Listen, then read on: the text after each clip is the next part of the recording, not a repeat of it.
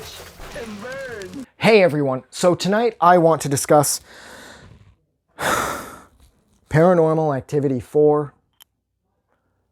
Now, this movie is a fucking train wreck.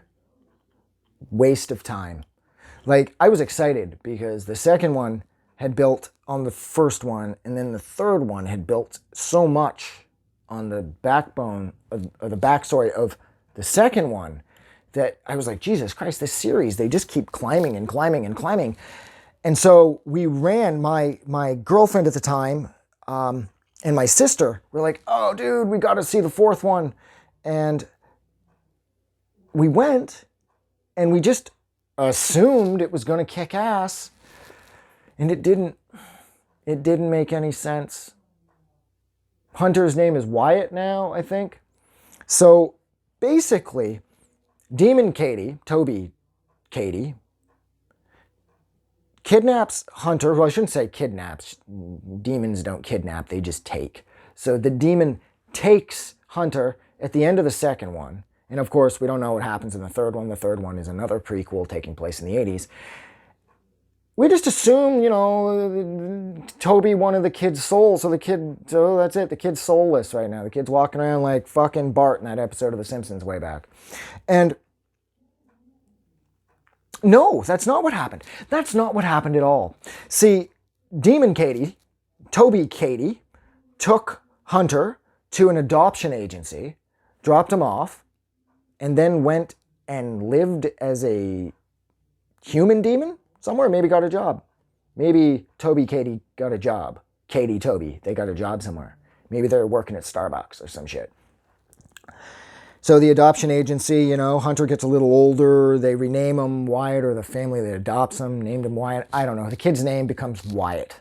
Fucking Wyatt, too, of all names. Like, I really like Wyatt, but that is like a dead name. Like, that's fucking Wyatt Earp, okay? Like, that is like going way back. But anyways, so Demon Katie puts the kid up for adoption. The kid is adopted by this family that has absolutely nothing to do with Katie's family and the midwives and none of that shit. Nothing to do with it. They are just the adopters, and Hunter is the adoptee, and they have him. And then all of a sudden, they've been raising him for however long they've had him, and I'm guessing it's been some time. And then all of a sudden, that annoying little kid with socks and sandals shows up with his demon spoon, and I just don't like that kid. He serves absolutely no purpose other than to get on my nerves. Like, personally, I think they did this to fucking dig at me. And he just shows up, and he's like, yeah, my mom, who's Katie, she's sick. Can I stay? And the parents are like, yeah, sure, why not?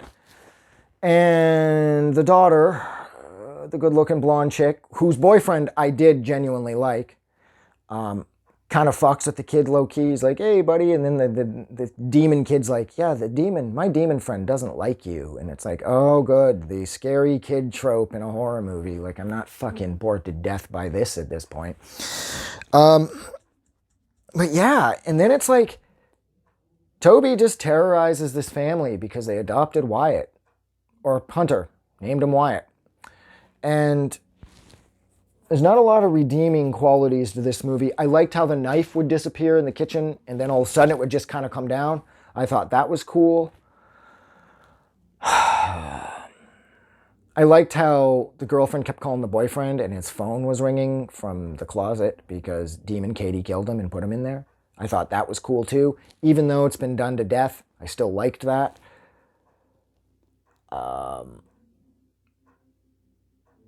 I didn't really understand how the daughter ends up in Katie's house, and then Demon Katie's chasing her around, and then she ends up in the backyard, which A, is the size of like a small football field, and B, it's filled with what I'm assuming is midwives.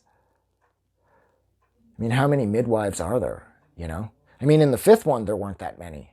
So it's like either the midwives have thousands of members in their little fucking girl cult, or this movie's just lazy. And it was like, hey, you want to be in a horror movie? Show up. You'll be an extra. Wear black. Because it serves absolutely no purpose. And that's how the movie concludes, with the daughter being like leapt at by Demon Katie. Toby Katie. And yeah, this movie was a complete and total piece of shit. You should watch this movie because it's bad and because it doesn't make sense. But other than that, I just skipped this fucking thing because it is a total train wreck, waste of time. So, yeah. So thank you so much for hanging out with me while I discussed the absolutely horribly, unforgivably bad Paranormal Activity 4.